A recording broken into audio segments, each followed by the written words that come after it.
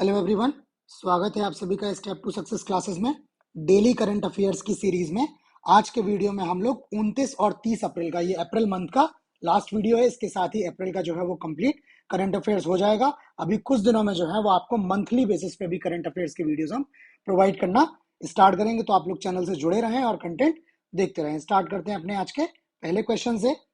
पहला क्वेश्चन है, भारत ने तीरंदाजी विश्व कप चरण 1 में पुरुषों की रिकर्व स्पर्धा में कौन सा पदक जीता है? ये रिकर्व जो है वो एक जो आर्चरी में जो धनुष यूज होता है, जो बो यूज होता है, उसके बेसिस पर इसका जो है वो नामांकन किया है।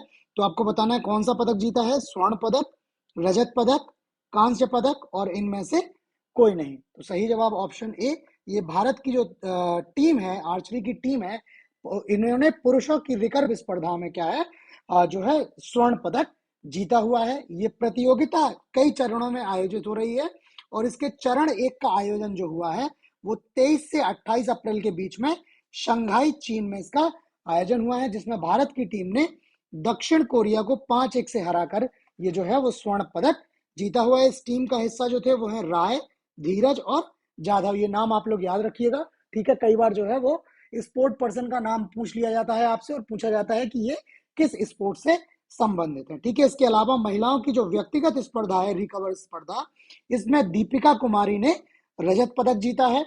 इसके अलावा जो भारत की मिश्रित टीम स्पर्धा है, इसमें भी इन्होंने कांस्य पदक जीता है और इस तरह से भारत ने इस प्रतियोगिता में कुल 8 पदक जीते हैं, जिसमें 5 स्वर्ण पदक हैं, 2 रजत पदक हैं और 1 कांस्य पदक है। 5 गोल्ड, 2 सिल्वर और 1 ब्रॉन्ज मेडल है।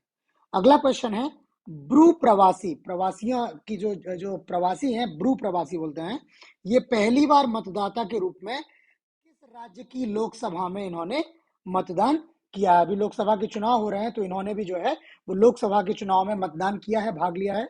आपको बताना है किस जो है राज्य में इन्होंने मतदाता के रूप में भाग लिया है। मिजोरम, मेघालय, असम और त्रिपुरा। तो इसका जो सही जवाब है ऑप्शन डी। ये ब्रू प्रवासी जो है, इन्होंने त्रिपुरा में जो लोकसभा के चुनाव हुए हैं उसमें इन्होंने त्रिपुरा के मतदाता के रूप में जो है वो वोटिंग की है, मतदान किया है। एक्चुअल में ये जो प्रवासी हैं ये नेटिव है मिजोरम के, ठीक है, लेकिन मिजोरम से ये लोग जो है वो जो है त्रिपुरा प्रवास करेगा। 1997 में मिजोरम में जातीय संघर्ष शुरू हुआ और उस जातीय संघर्ष शुरू होने के बाद करीब 37,000 ब्रू प्रवासी जो है वो त्रिपुरा में जाके बस गए, ठीक है। और इनको 16 जनवरी 2020 को एक समझौता हुआ जिसमें इनको त्रिपुरा में स्थायी रूप से बसाने के लिए जो है वो सहमति बनी। और उस सहमति के बाद पहले इन्होंने वर्ष 2023 के त्रिपुरा के जो राज्य विधानसभा चुनाव हुए थे उसमें इन्होंने भाग लिया और पहली बार 2024 की लोकसभा में इन्होंने त्रिपुरा के मतदाता के रूप में जो है चुनाव में भाग लिया है। अगला क्वेश्चन है, किस मिशन के हिस्से के रूप में चीन ने 3 सदस्यीय दल को अपने तियांगयोंग अंतरिक्ष स्टेशन पर भेजा है? जो चाइना का अंतरिक्ष स्टेशन है उसका नाम है तियांगोंग, ठीक है। तो उस पर इन्होंने अभी अपने 3 सदस्यों को भेजा है। आपको मिशन बताना है। सेंझोउ मिशन 13, सेंझोउ मिशन 15, सेंझोउ मिशन 18 और सेंझोउ मिशन 21। तो सही जवाब ऑप्शन जी, ये सेंझोउ 18 मिशन के तहत इन्होंने अपने 3 सदस्यों को जो है वो तियांगयोंग अंतरिक्ष स्टेशन पर भेजा है, ठीक है।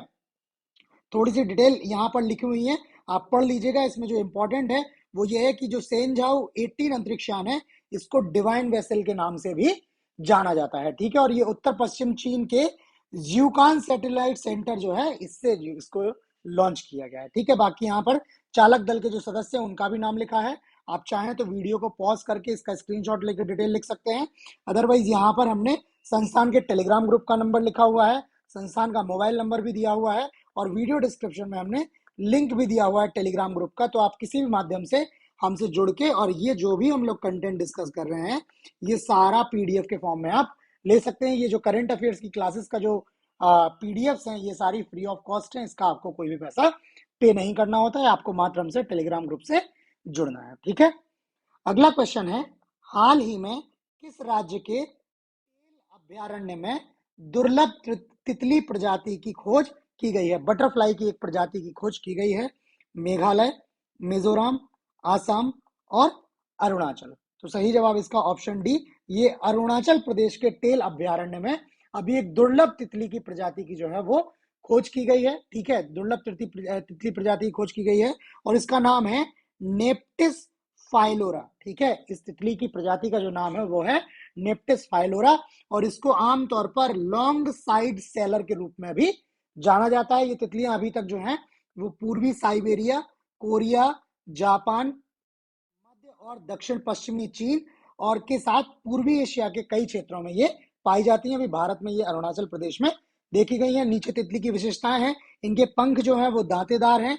पंखों में ऊपरी तरफ जो है गहरे भूरे काले और निचली तरफ पीले भूरे रंग के हैं और आगे के पंखों पर सफेद कोशिका धारियां हैं जो दूरी वाले धब्बों के साथ हॉकी स्टिक का निशान बनाती है। जिस तरह से हॉकी की स्टिक होती है उस तरह का निशान ये बनाती हैं। आप लोग चाहें तो इंटरनेट के थ्रू इसकी एक फोटो भी देख लीजिएगा कि ये तितली कैसी दिखाई देती है। ठीक है, अगला क्वेश्चन है, किस कंपनी द्वारा अब तक सबसे छोटा एआई आर्टिफिशियल इंटेलिजेंस कृत्रिम बुद्धिमत्ता मॉडल फी 3 मिनी, ये मॉडल का नाम है पूरा फी 3 मिनी, अगर इंग्लिश में देखेंगे तो PHI। ठीक है, ये FEE फी वाला फी नहीं, PHI वाला फी है। ठीक है, ये पेश किया है।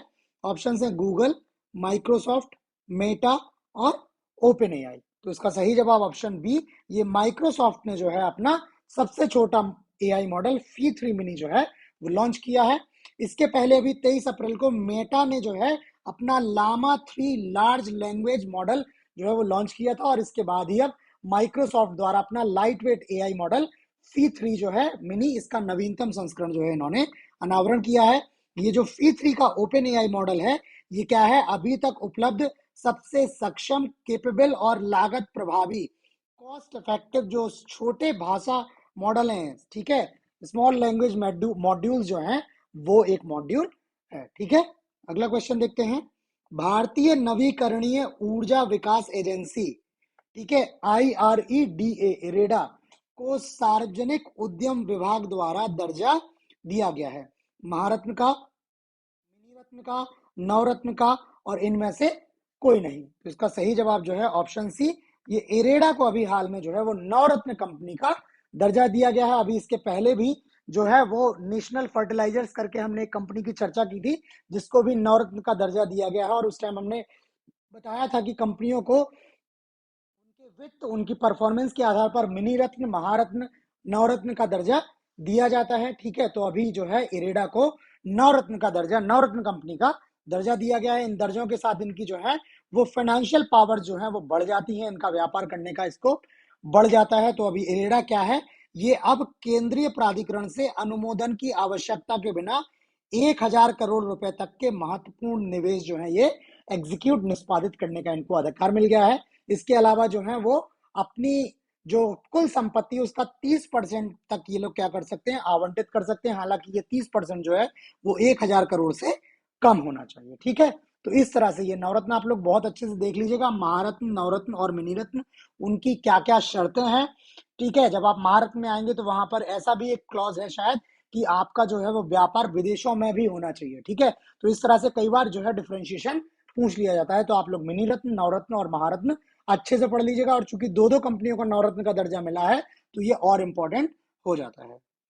अगला क्वेश्चन है, 29 अप्रैल को राजा रवि वर्मा की किस पेंटिंग की पहली वास्तविक प्रति जारी की गई है? ठीक है, इंदुलेखा, शकुंतला, दमयंती और अर्जुन और सुभद्रा। तो सही जवाब इसका ऑप्शन ए, ये राजा रवि वर्मा की पेंटिंग इंदुलेखा, इसकी जो है वास्तविक प्रति 29 अप्रैल को जारी की गई और ये प्रति जो है वो इनकी 176वीं जयंती के अवसर पर क्लिमनूर पैलेस में जो है इनका जो है वास्तविक प्रति को जारी किया गया। ठीक है, पेंटिंग का नाम है इंदुलेखा। अगर बात करें राजा रवि वर्मा की तो इनका जन्म 29 अप्रैल 1848 में त्रिवेंद्रम के पास इसी क्लिमनूर पैलेस में इनका जन्म हुआ था। और ये जो इंदुलेखा पेंटिंग है ये वर्ष 2022 में पहली बार पब्लिक डोमेन या सार्वजनिक डोमेन में आई थी और लोगों ने इसको जो है वो काफी सराहा था, काफी उत्साह दिखाया था।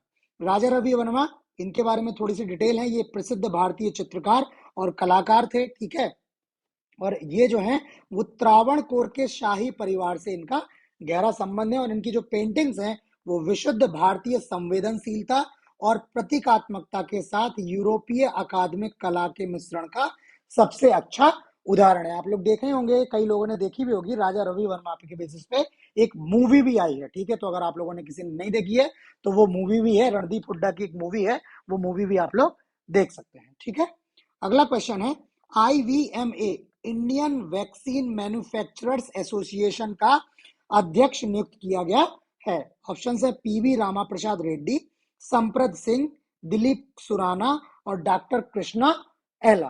तो इसका सही जवाब ऑप्शन डी, ये डॉक्टर कृष्णा एला जो है ये IVMA या इंडियन वैक्सीन मैन्युफैक्चरर्स एसोसिएशन के क्या है, अध्यक्ष नियुक्त हुए हैं। और अभी तक जो अध्यक्ष थे आधार सी पूनावाला जी अध्यक्ष थे, तो उनके बाद अब डॉक्टर कृष्ण एला जो है वो इसका अध्यक्ष का पद इन्होंने ग्रहण किया है। ये कृष्णा एला जो है ये भारत बायोटेक के कार्यकारी अध्यक्ष और सह संस्थापक भी है, ठीक है। और इन्होंने अप्रैल 2024 से 2026 तक इनका 2 वर्षों का जो है ये कार्यकाल रहने वाला है, ठीक है।